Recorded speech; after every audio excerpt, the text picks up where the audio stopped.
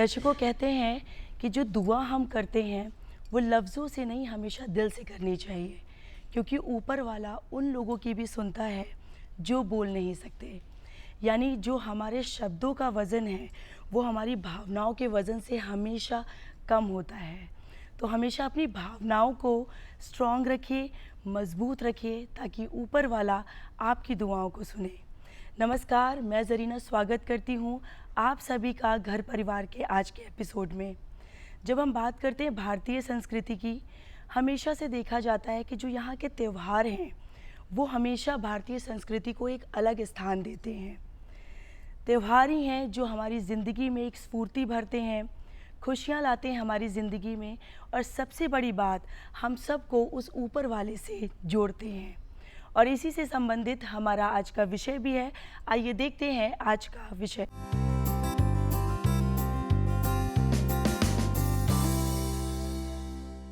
जी हाँ, हमारा आज का विषय है रमज़ान, इबादत, इंसानियत और एकता का पर्व। कहते हैं मौसम बारिश की ज़रूरत नहीं या रब मुझे, तेरी रहमतों से भीगने के लिए रमज़ान का पाक महीना ही काफ़ी होता है। और जब रमज़ान की बात करते हैं, हम सब जानते हैं रमज़ान का ये पाक महीना शुरू हो चुका है। तो दूरदर्शन उत्तर प्रदेश की पूरी टीम की तरफ से, ख़ासकर घर परिवार की टीम की तरफ से आप सभी को रमज़ान की दिली मुबारकबाद। और ऐसे ही हमारे साथ एक एक्सपर्ट जुड़ी हुई हैं जो इस पाक महीने की जो भी फजीलतें हैं, जिस भी तरह से हम इसको मनाएं, क्या कुछ हम करें, क्या कुछ ना करें, इन सभी पहलुओं पर चर्चा के लिए हमारे साथ हैं स्टूडियो में ज़ाकिरा नाज अफशान रिजवी जी। दर्शकों, आपको बता दें कि आप एक मुस्लिम स्कॉलर हैं, सोशल वर्क से आप जुड़ी हैं और बहुत सारे लोगों के लिए आपने काम किया है। साथ ही एक काउंसलर के तौर पे भी आप लोगों से जुड़ती हैं। तो मैम, खुशामदीद और इस्तकबाल है आपका हमारे कार्यक्रम में। ज़रीना साहिबा, बहुत बहुत शुक्रिया, बहुत बहुत शुक्रिया। और ख़ासकर दूरदर्शन वालों का, आपने पूरी टीम का ज़िक्र किया, यकीनन होना ही चाहिए। सबका बहुत बहुत मैं आभारी हूँ, शुक्रगुज़ार हूँ। और सबसे बड़ी बात कि रमज़ानुल मुबारक का जो आपने तज़किरा किया है, उसकी बहुत बहुत मुबारकबाद देती हूँ मैं। जहाँ जहाँ तक, घर घर तक ये जो आपकी आवाज़ जा रही है और इतनी मेहनतें कर रही हैं आप लोग, तो ये सब को मेरी मुबारकबाद है। जो जब जहाँ से भी देखे उसको बहुत बहुत मुबारकबाद। नाज जी, एक चीज़ होती है, जब हम रमज़ान की बात करते हैं जी, इबादत का महीना माना जाता है, जी, इंसानियत का महीना माना जाता बेशक है। बेशक। तो हम सबसे पहले आपसे जानना चाहेंगे कि रमज़ान की जो फजीलतें हैं वो क्या क्या हैं। ऐसा है ज़रीना साहिबा कि रमज़ान की जो फजीलतें हैं उनको इस मुख्तसर से प्रोग्राम में, क्या मैं कहती हूँ, अपनी इतनी बड़ी ज़िंदगी में भी समेटा नहीं जा सकता। जिस हद तक इसकी फजीलतें, इसकी रहमतें, इसकी बरकतें हम लोगों को किताबों में मिलती हैं, जिस तरह से सिखाई पढ़ाई बताई गई हैं। लेकिन हाँ, कोशिश करती हूँ कि मैं कुछ मारूज़ात, कुछ ख़यालात, कुछ बात, कुछ उसकी अज़मत, कुछ अहमियत, कुछ रहमत, कुछ बरकत आपके सामने पेश कर सकूं। एक दिन का त्यौहार नहीं है ये, एक महीने का रहता है। और जो इसको दर्क कर लेता है, जो इसको समझ लेता है, जो इसकी फ़जीलतों को समझ लेता है, जो इसकी रहमतों बरकतों तक पूरा तो कोई नहीं पहुंच सकता, लेकिन जितना भी अगर पहुंच जाता है तो खुदा की कसम, जब 30 रोज़े होने लगते हैं, मैंने देखा है हम लोग रातों में रोते हैं कि अब रमज़ान ख़त्म हो रहा है। तो अगर समेट के कहूँ तो बेपनाह हैं।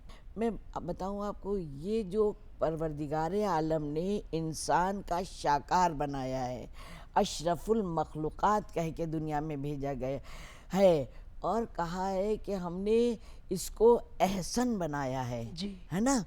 तो जब आप देखिए, छोटी सी भी मशीन होती है, XYZ, फ्रिज हो, टीवी हो, ये मिसालें ऐसे देंगे जो ज़्यादातर सब घर में होती है, बच्चा भी समझ ले।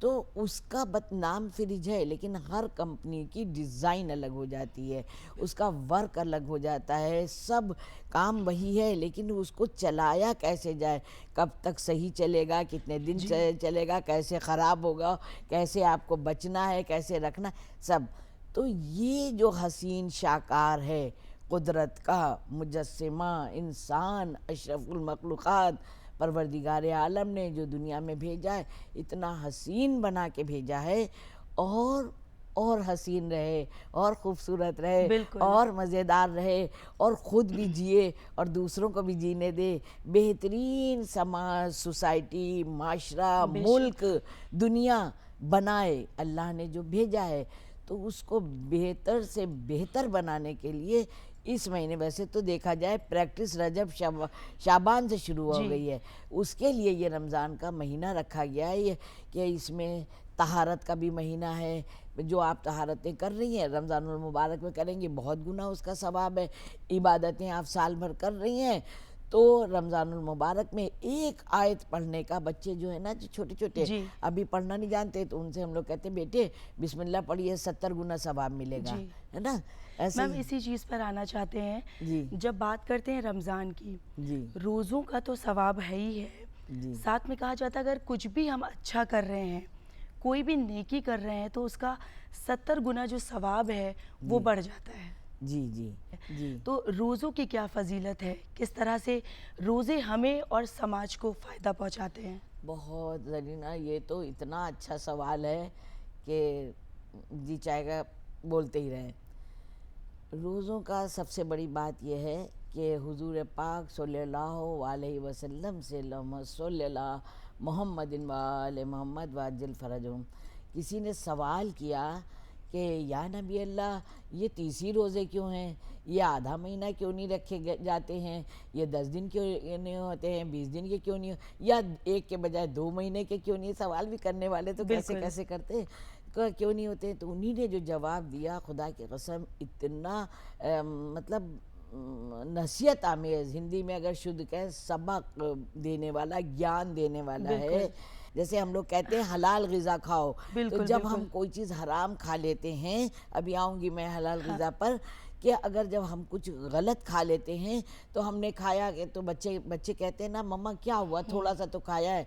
तो ये बच्चों को बताने वाली, जो आज बाहर जा रहे हैं, देश विदेश जा रहे हैं, इधर उधर हर जगह मम्मा पापा नहीं रहते हैं, वो बिल्कुल। उनके लिए ये पॉइंट बहुत अहम है कि जो गलत चीज़ खा ली जाती है ज़बान की लज्जत के लिए, वो ज़रा देर की बात नहीं होती, 30 दिन 40 दिन तक उसका असर बॉडी में रहता ही रहता है। फिर फरमाते हैं कि तब वहाँ कहा गया कि 30 रोज़े उस हिसाब से रखे कि पूरे जिस्म से उसकी जो असरात हैं जी। उसको हटाया जा सके, इसलिए वो 30 रोज़ों का तज़किरा है। बिल्कुल। शायद मैम हमारे दर्शक इस शब्द को ना समझ पा रहे हों। हाँ यहाँ पर नेगेटिविटी को निकालने की बात कर रही हैं आप, हाँ कि जब हम 30 रोज़े रखते हैं, तो जो भी गंदगी हमारे शरीर में, जो भी हमने गलत खाया, का मतलब ये नहीं जंक फूड की बात हो रही है, हाँ जो भी हमने हराम चीज़ें खाई हैं, हाँ जो जायज़ नहीं थी हमारे लिए, जी उन सबको हम अपने शरीर से निकाल सकते हैं, खुद को पवित्र करते हैं, और साथ ही साथ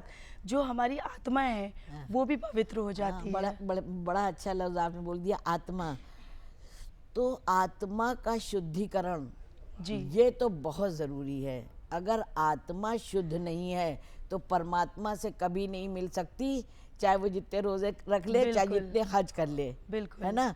तो आत्मा का शुद्धिकरण, इसको अगर हम उर्दू में कहें तो ग़िज़ाए रूह। बिल्कुल। इसीलिए मैं कहते हैं तक़वा इलाही ज़रूर होना चाहिए इंसान के पास, कि जो भी करे खौफ इलाही, परमात्मा का डर रखे, बिल्कुल। जो भी, मैम है ना। बहुत सारी बातें मुझे पता है आपके पास, और हम हाँ। हमारे दर्शकों तक उनको पहुंचाएंगे। जी फ़िलहाल दर्शकों, लेकिन वक्त आता है कि हम बढ़ें हमारे पहले सेगमेंट की ओर, जहां हम बात करते हैं ऐसी शख्सियतों की जो आम से एक ख़ास इंसान बनने का सफ़र तय करती हैं। यहाँ हम बात करेंगे उन व्यक्तियों की, या कहें उन शख्सियतों की, जो कुछ ऐसा करती हैं जो समाज में एक मिसाल बन जाता है, और इन्हीं कहानियों को हम दिखाते हैं हमारे सेगमेंट हम हैं कुछ खास में। आइए देखते हैं।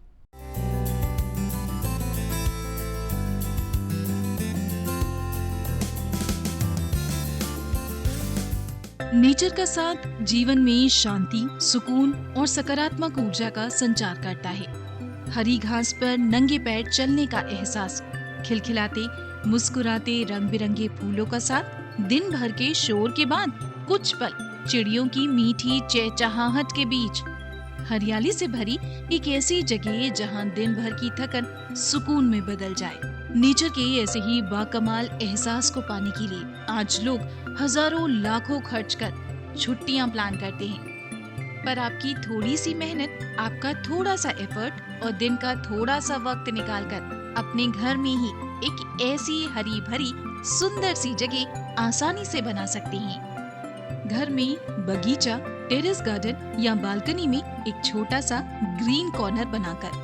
वर्तमान में जहां हर दिन बढ़ते तापमान को रोकने के लिए पेड़ लगाओ, प्रकृति बचाओ जैसे अभियान चलाए जा रहे हैं, तो वहीं आप बागवानी से भी पर्यावरण के प्रति अपनी जिम्मेदारी को निभा सकते हैं। ये न सिर्फ आपके घर को सुंदर बनाती है, बल्कि पर्यावरण को भी शुद्ध और संरक्षित करती है।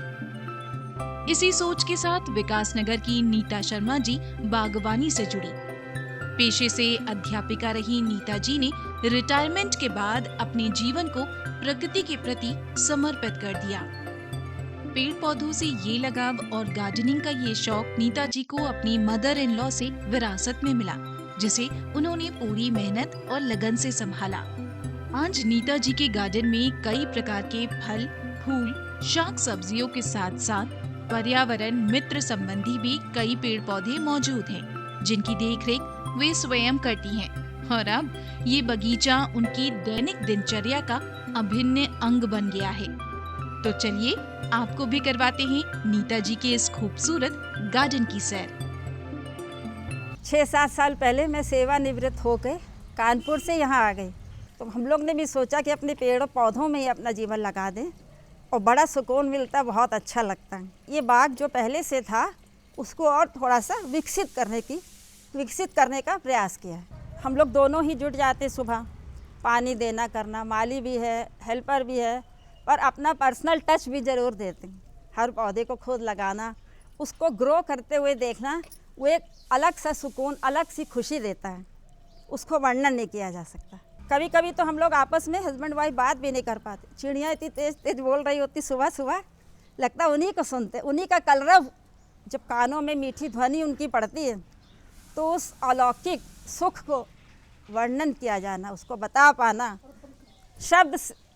शब्दों की भी एक सीमा है, तो उसको हम लोग बता नहीं सकते। फिर पर्यावरण बचाओ का भी होता है, तो कुछ समाज को योगदान दे पा रहे हैं, इतना कुछ विरासत से मिला है तो हम लोग कुछ लौटा पा रहे हैं। आपके पास यदि थोड़ी सी जगह है, हरा भरा कोई जगह है, वहाँ पे आपने छोटे छोटे भी पौधे लगाए हैं, तो आपके पास हमेशा बसंत, सदैव बसंत हो सकता है आपके घर आंगन में। किसी और चीज़ कहीं जाने की ज़रूरत नहीं। और फिर हम लोग को पुरस्कार मिल जाते हैं, तो वो बहुत अच्छा लगता है, आगे बढ़ने का एक स्रोत बन जाता है, ज़रिया बन जाता है। समाज को कुछ लौटा पाने की भावना, कुछ अपना जुड़ाव कर पाना पर्यावरण से बहुत सुकून देता है, बहुत अच्छा लगता है और मन को शांति मिलती है, आगे बढ़ने की प्रेरणा मिलती है। लगता है कि हाँ अभी एंड नहीं, अभी और बहुत कुछ बाकी, अभी तो इतने कम पेड़ लगे, लगता है ये भी लगा लो वो भी लगा लो। तो इन पेड़ों को लगाना, इनको हरा भरा करना, इसका कोई अंत ही नहीं है। हस्बैंड का सपोर्ट बहुत ज़्यादा है, क्योंकि ये गार्डन जो है वो उन्हीं की मदर का है। नीता जी को अपने इस गार्डन के लिए कई सम्मानों से सम्मानित भी किया गया है। नीता जी के बागवानी के इस शौक में और गार्डन की देखरेख में उनके पति सुमंत शर्मा भी हमेशा साथ रहे। अपनी पत्नी को प्रोत्साहित करने के साथ साथ सुमंत जी भी अपनी टेक्निकल स्किल और नित्य नई कोशिशों से गार्डन में कुछ न कुछ नया जोड़ते रहते हैं। जैसे ये घर के बने फव्वारे, सॉइल लेस फार्मिंग, ये इको फ्रेंडली गिफ्टिंग पॉट और भी बहुत कुछ। आइए उन्हीं से जानते हैं। अपने जो भी साथी हैं, मैं उनसे यही कहूँगा कि बगीचे में का शौक़ ज़रूर पालें। अब हम लोग तो रिटायर्ड हैं, हम लोगों को इससे ज़्यादा क्या चाहिए। समय पास करना है, खाना पीना सोना और समय को पास करने के लिए ये अपने शौक़ को ज़िंदा रखना है, जो कि हमारा सवेरे से लेकर इसी में समय गुजरता है। ये पेड़ पौधे, ये हरियाली हमें ईश्वर का दिया सबसे बड़ा वरदान है। इसीलिए इसे संजोना, इसकी रक्षा करना हमारी और आपकी नैतिक जिम्मेदारी है। तो अपने हिस्से की जिम्मेदारी निभाते रहिए और पेड़ लगाते रहिए।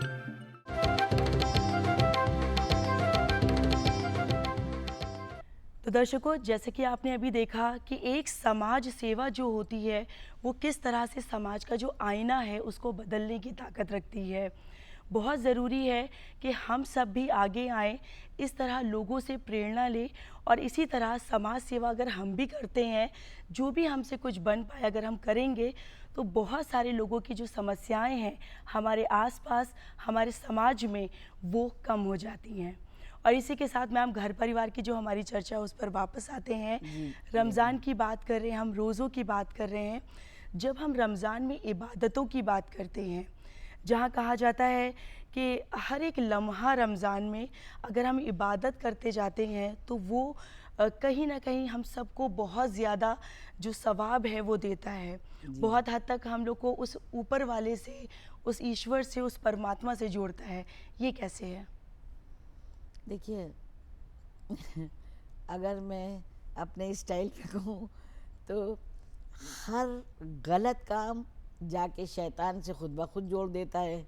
जी। तो जाहिर सी बात है, हर नेक काम, हर अच्छी बात, हर अच्छा नेक अमल जो है वो गॉड से, खुदा से, परमात्मा से तो जोड़ेगा। जब हम समाज सेवा करेंगे और बेलौस करेंगे, बिंदास करेंगे, बग़ैर किसी धर्म, मज़हब, मिलत, ज़ात, बिरादरी को देखे बग़ैर, अगर कोई गिरा है तो फिर वो कौन है, मेरा बेटा है या तुम्हारा बेटा है या उसका है ना, या कोई बीमार है या कोई गरीब है, यतीम है, यसीर है। रमज़ानुल मुबारक बेटा ये सारी चीज़ों पर फोकस करता है। अगर आपकी इजाज़त हो मैं दो एक बातें कहूँ। बिल्कुल इजाज़त। रमज़ान ऐसा है, बच्चे ये समझते हैं कि बस मैंने सहरी में अच्छा खा लिया और दिन भर भूखे प्यासे रहे, शाम को मम्मा ने ढेर सारा बनाया या कहीं से आया या मस्जिद पहुँचे, खूब अच्छा सा खा लिया।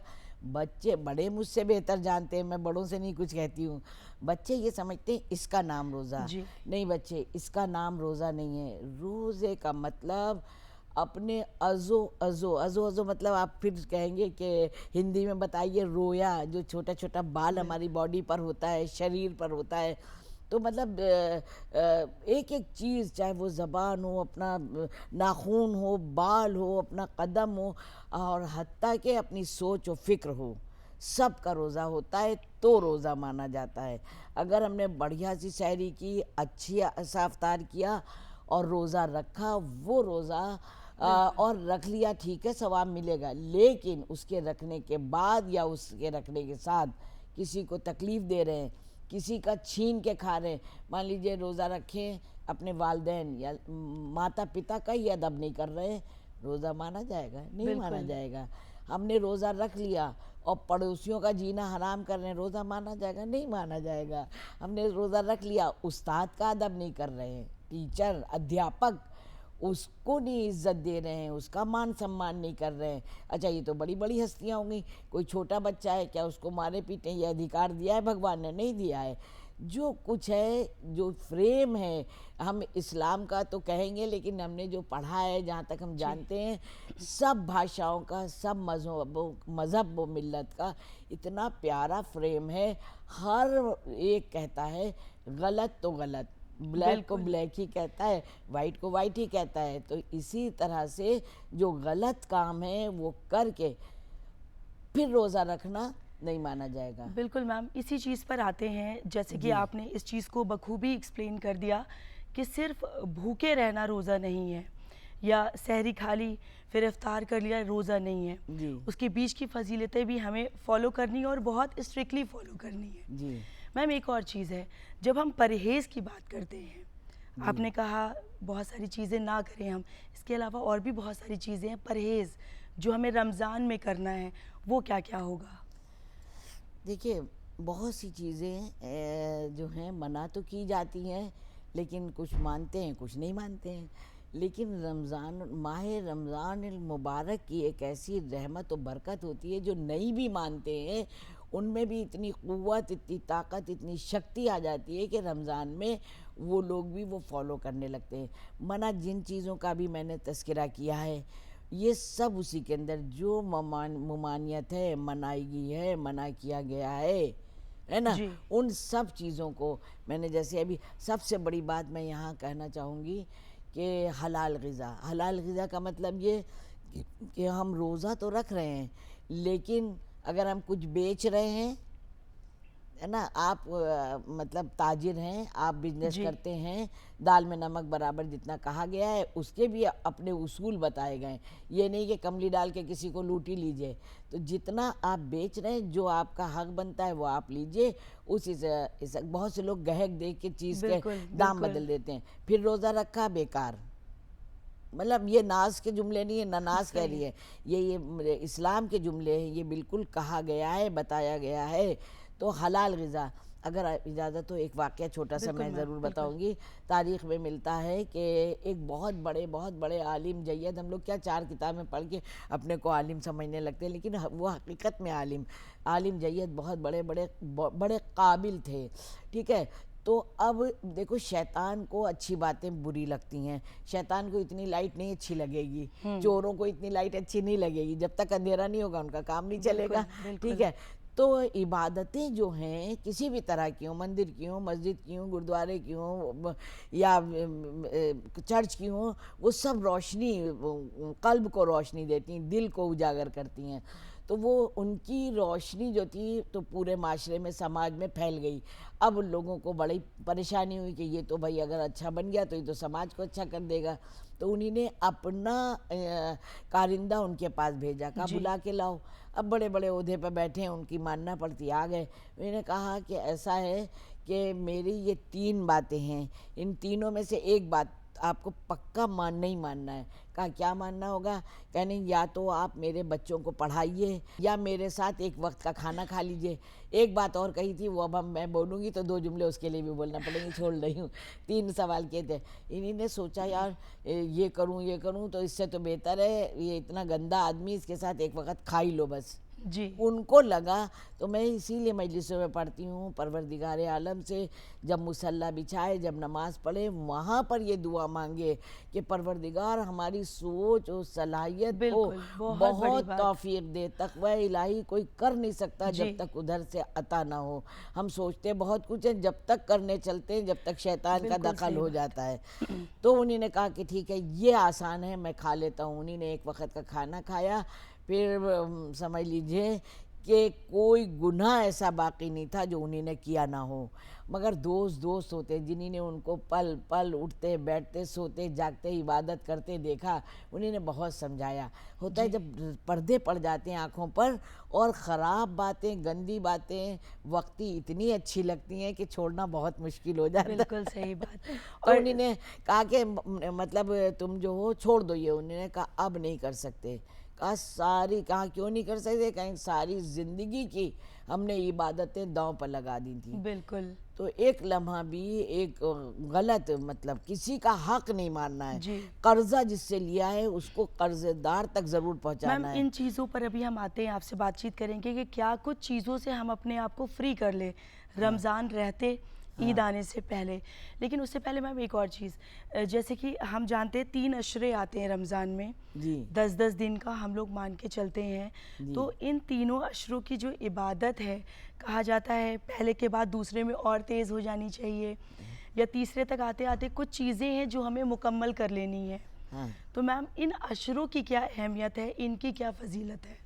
देखो बेटा, ऐसा है कि हर तारीख़ की, हर महीने की अपनी अलग फजीलत होती है, ठीक है। तो लेकिन वाहिद मतलब सिर्फ और सिर्फ, केवल, अगर शुद्ध हिंदी में कहूँ, केवल ये माह रमज़ानुल मुबारक है, जिसकी पहली तारीख से 30 तारीख तक सब एक बराबर अहमियत है। कहीं पहले रोज़े को इबादत कम करें या रोज़ा छोड़ जी। दें तो वो, या आखिरी, नहीं, सब बराबर है। लेकिन हाँ, ये आपने दुरुस्त फरमाया कि जो 3 अशरे होते हैं, बहुत से लोग बेचारे पूरे महीने नहीं कर पाते। जो पकड़ पाया तो 10 दिन छोड़ के वहाँ से शुरू कर दिया, फिर कोई जो है बाद में आखिर में कर दिया। हाँ, पूरे 300 दिन की अहमियत है। आखिर की इसलिए कहा, लोग समझते हैं और समझना भी चाहिए, क्योंकि नुज़ूल कुरान मजीद हुआ है, जी। शब क़दर उसमें आई है, और बहुत सारी ख़ास तारीख़ें हैं। हुज़ूर पाक सल्लल्लाहु अलैहि वसल्लम के जो नवासे इमाम हुसैन अलैहिस्सलाम के जो भाई हैं, इमाम हसन अलैहिस्सलाम, उनकी कहें इंग्लिश में तो बर्थडे है ना, है ना, और यौम विलादत है, और उसमें जो है, और हज़रत अली अलैहिस्सलाम की शहादत है। तो इसमें बहुत सी तारीखें, कह नहीं सकते हैं कि ये दिन कम है, ये दिन, जब अल्लाह ने खुद से मंसूब कर दिया कि ये मेरा महीना, पूरा तो महीना, उसमें बिल्कुल, एक भी बिल्कुल। लम्हा कम व बेश हो ही नहीं सकता। बहुत ज़रूरी चीज़ें हैं, मतलब बहुत बारीकी होती हैं जहाँ पर रोज़ों को इंसान सिर्फ समझ लेता है कि हम भूखे रहेंगे, लेकिन उसके अलावा अपनी ज़िंदगी में बहुत सारी चीज़ों को अख्तियार करना है। रमज़ान का हर लम्हा, हर दिन, हर रात कहीं ना कहीं हम सभी को बरकतों वाला होता है और वो नेकियां कमाने का मौका देता है, जो शायद ही हमें अपनी ज़िंदगी में मिस बेशक करना चाहिए। बेशक। और इसी के साथ दर्शकों, हम बातचीत अभी हम और भी करेंगे नाज अफशान जी से। फ़िलहाल हम बढ़ते हैं हमारे अगले सेगमेंट की ओर, जो कि है संगठन में शक्ति।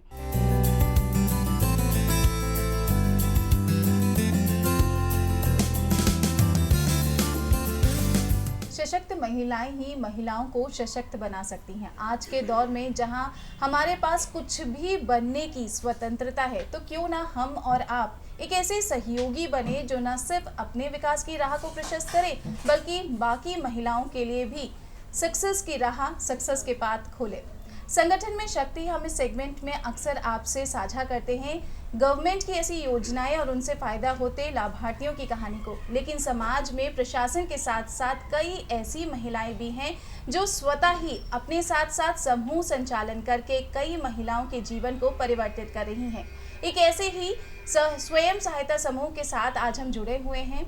शक्ति स्वयं सहायता समूह की श्रीमती रेनू अग्रवाल जी आज हमारे साथ मौजूद हैं, जो शक्ति स्वयं सहायता समूह की संचालिका हैं और इस समूह के द्वारा कई सारी महिलाओं के जीवन को परिवर्तित कर रही हैं। मैम, हमारे आज के सेगमेंट में आपका स्वागत है। नमस्कार। तो सबसे पहले मैम, हम ये जानना चाहेंगे कि आपने इस काम की शुरुआत कब और कैसे की? ये जब मेरे बच्चे छोटे थे तो मैं देखती थी कि वो उनको कुछ स्नैक्स वगैरह की आवश्यकता होती थी, या तो वो बाज़ार का ख़रीदते थे, जो कि कहीं ना कहीं मन को खटकता रहता था कि ये बच्चे बाज़ार का खा रहे हैं। और मैं और भी महिलाओं को देखती थी जो कामकाजी थीं और उनके पास ये समय नहीं होता था कि वो अपने बच्चों को एकदम शुद्ध घर जैसा बना के दे पाएँ। तो तभी मन को लगता था कि मैं कुछ ऐसा करूं जिससे कि उन महिलाओं के लिए कि जिनके पास समय नहीं है, मैं बिल्कुल घर जैसा शुद्ध भोजन उनको उपलब्ध करा सकूं।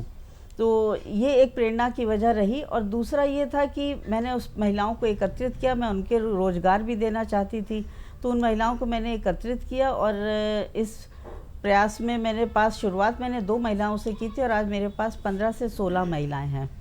तीसरा क्या है कि इनसे जो भी पैसे की आय होती है वो इन महिलाओं को देने के बाद जो भी बचता है मैं वो बच्चों के शिक्षा के लिए व्यय करती हूँ। तो इससे मैं 3 प्रकार से काम करती हूँ। तो लगातार अपनी कोशिशों के साथ साथ महिलाओं को आत्मनिर्भर बनाने के साथ साथ शिक्षा के क्षेत्र में भी रेनू जी बहुत सारा काम कर रही हैं। रेनू जी, समूह बनाकर ये काम करना, इसका उद्देश्य क्या कुछ रहा और समूह से ये महिलाएं आपसे कैसे जुड़ती चली गईं? जैसा आपने कहा पहले 2 से शुरुआत हुई थी, तो 2 से आगे कैसे बढ़ा? 2 से आगे माउथ टू माउथ पब्लिसिटी भी होती है। और ये महिलाएं जब मेरे पास काम करती थी, इनको यहाँ पे भरपूर स्नेह मिला, इन्होंने और महिलाओं को मेरे साथ जोड़ा और जैसे जैसे बिक्री बढ़ती गई हमें और महिलाओं के काम के लिए मुझे ज़रूरत पड़ती गई और इसी तरह महिलाओं का दायरा बढ़ता गया।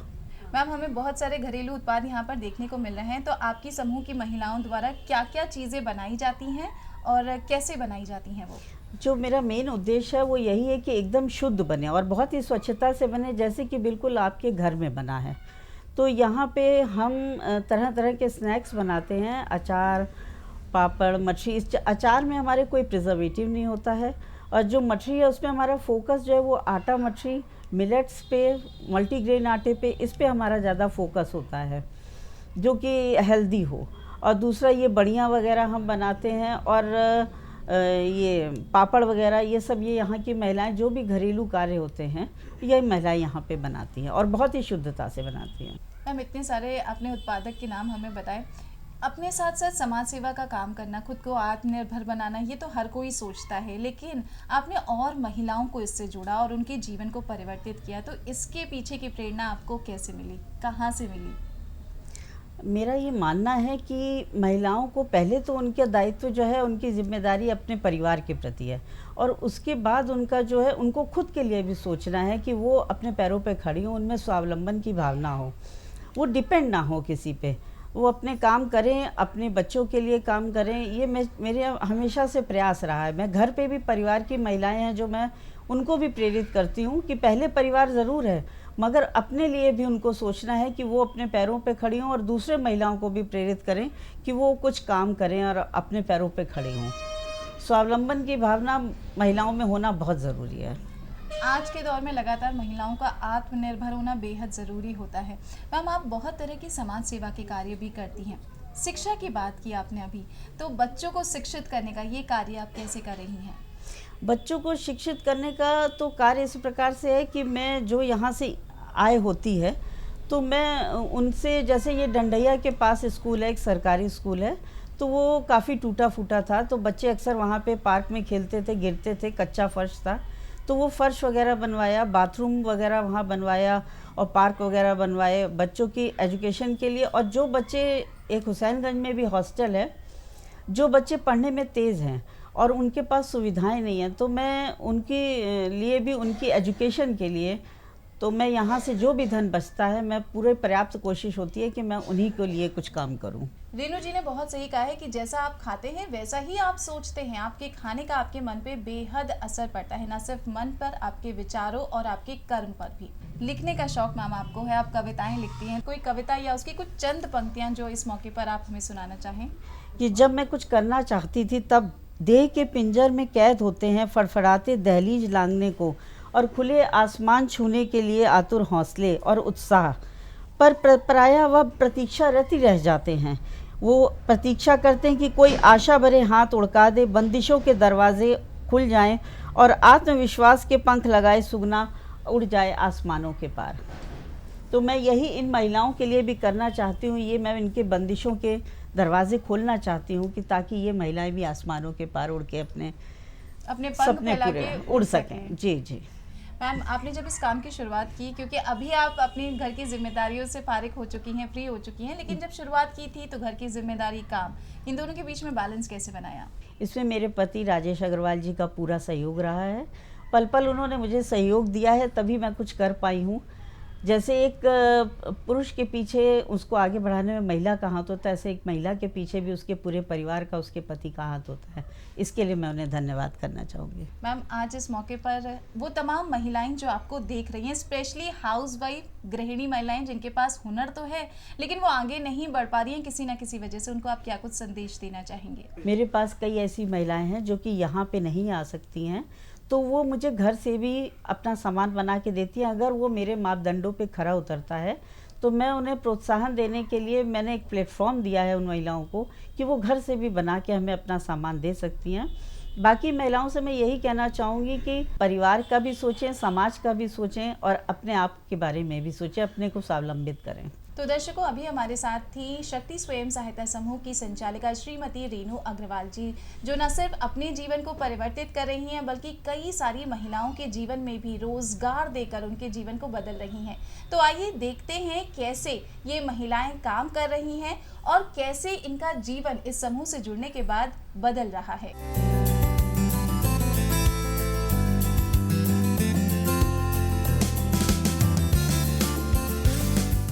तो आपने रसोइयाँ बहुत सारी देखी होंगी, लेकिन अभी हम जिस रसोई में मौजूद है, मेरे आसपास बहुत सारे पकवान हैं। कहीं लड्डू बन रहे हैं तो कहीं चटपटे समोसे, और इनकी खुशबू बेहद अच्छी लग रही है, भूखी लग रही है। ये लगातार महिलाएं जो यहाँ पर काम कर रही हैं, शक्ति स्वयं सहायता समूह से जुड़ी हुई हैं। ये महिलाएं खुद बहुत साफ शुद्ध एनवायरनमेंट में इन चीज़ों को तैयार कर रही हैं। इस समूह ने कैसे इनके जीवन को परिवर्तित किया, आइए जानते हैं। मैं ज्योति पांडे यहाँ पे 8-10 साल से काम कर रही हूँ और हमको बहुत अच्छा लगता है यहाँ पे काम करके। मैम ने हमको यहाँ पे लगाया, इसकी वजह से हमने बहुत सारी चीज़ें सीखी हैं, जैसे मठरी बनाना, खस्ता, समोसा, बहुत सारी चीज़ें बनाते हैं यहाँ पे। बहुत खुशी मिलती है मैम कि हम अपने आप कुछ कर पा रहे हैं, किसी से हमको मांगने की ज़रूरत नहीं है, अपने बच्चे के लिए कर पा रहे हैं। मेरा नाम सीमा है और मैं 2 साल से यहाँ पे काम कर रही हूँ और मुझे यहाँ पे काम करना अच्छा लगता है और कुछ अपनी फैमिली के लिए भी मैं कुछ कर पाती हूँ और मुझे बहुत ज़्यादा कुछ सीखने को मिला है और बाहर निकलने का एक मौका मिला है और सब लोग मुझे सपोर्ट करते हैं और लोगों से बात करने का भी मुझे मौका मिलता है कि अपने आप को खुल के ओपन होकर बात कर सकें हम। मेरा नाम रंजना यादव है, मैं यहाँ काम करती हूँ। मैम ने हम लोगों को मतलब इस लायक बनाया है कि अपने घर के खर्चे, बच्चों की पढ़ाई लिखाई में सहायता मिलती है। हमारी बिटिया एमकॉम कर रही है और लड़का भी पढ़ रहा है, उनकी फ़ीस में यहाँ के पैसे से सहायता मिलती है। मदद का एक हाथ कैसे कितने सारे जीवन को बदल सकता है।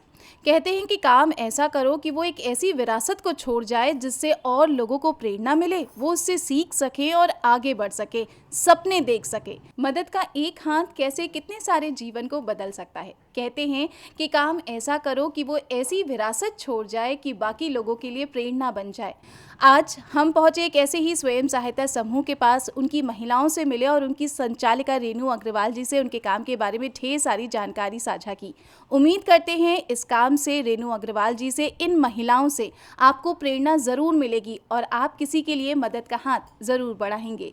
इस सेगमेंट में कई और महिलाओं के साथ, कुछ और कहानियों के साथ फिर करेंगे आपसे मुलाकात।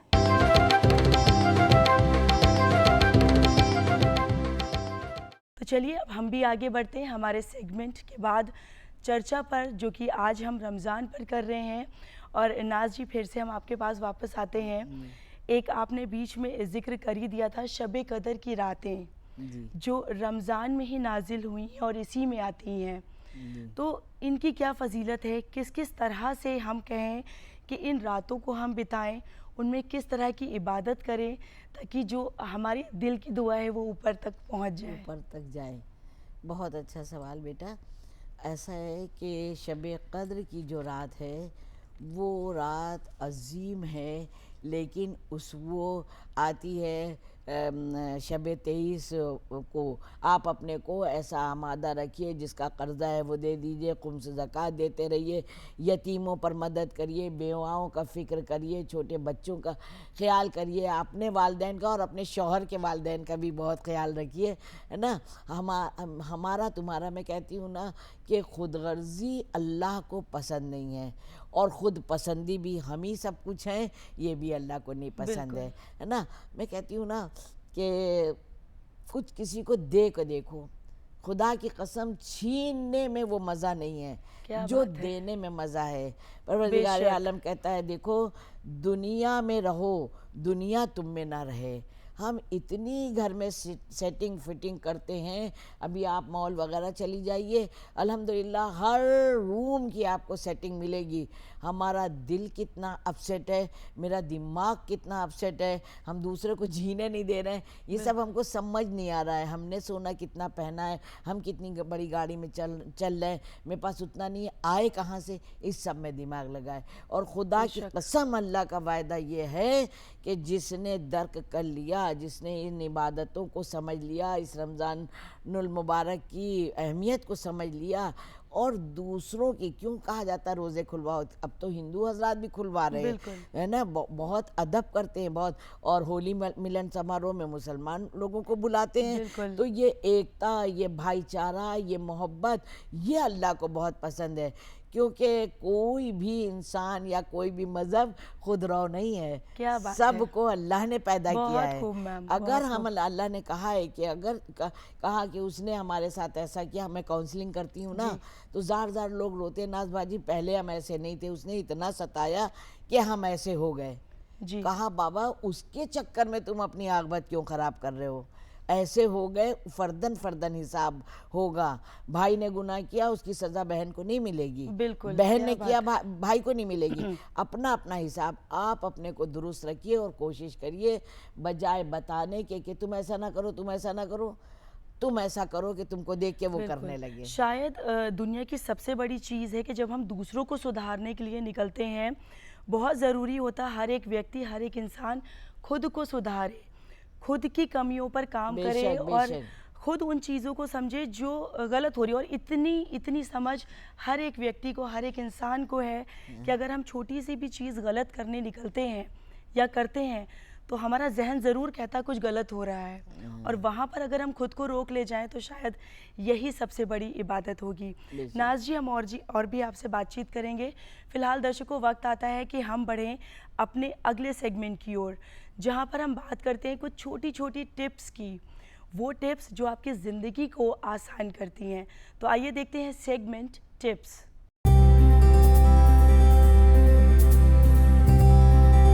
सबसे पहले तो ये ज़रूरी है कि बच्चों को खुश रखिए। अगर बच्चा विचलित है, परेशान है, तो पहले पैसिफाई करा लीजिए, तब कुछ नया सिखाइए। छोटे बच्चे होते हैं, ये लोग स्टोरीज़ के माध्यम से, कहानियों के माध्यम से भी, जैसा आपने बोला था, बहुत कुछ सीखते हैं। माध्यम बहुत सारे हैं चीज़ें सिखाने के लिए, ज़रूरी नहीं है कि किताब कॉपी लेके ही बैठिए, लेकिन आपके पास टाइम होना चाहिए। चाहे आप टीचर हो, चाहे आप मदर हो, चाहे फादर हो, आपके पास टाइम होना चाहिए। वो टाइम अलग निकालिए अपने बच्चे के साथ में, वो बहुत बहुत ज़रूरी है। और ग्रेड्स या परफॉर्मेंस के पीछे मत भागिए, क्योंकि देर सवेर सब बच्चे कुछ ना कुछ लाइफ में कर लेंगे, लेकिन अगर आप पीछे पड़ के प्रेशर डालेंगे तो चांसेस कम है कि बच्चा लाइफ में कुछ ना कुछ करेगा। लेकिन आप प्रेशर नहीं डालोगे तो भी बच्चा कुछ ना कुछ ज़िंदगी में करेगा, अपने पेस पे करेगा। हर बच्चे की अपनी पेस होती है, अपनी तरीके से वो चीज़ों को एक्सप्लोर करता है, जानता है, वो ज़रूरी है बहुत। जी।